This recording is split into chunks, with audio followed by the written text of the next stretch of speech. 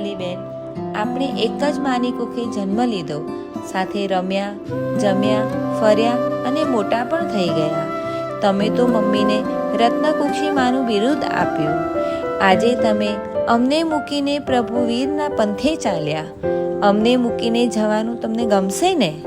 હંસાબેન, તમે આજે એવા આશીષ આપીને જજો કે અમે પણ તમારી સાથે જલ્દી જલ્દી આવીએ.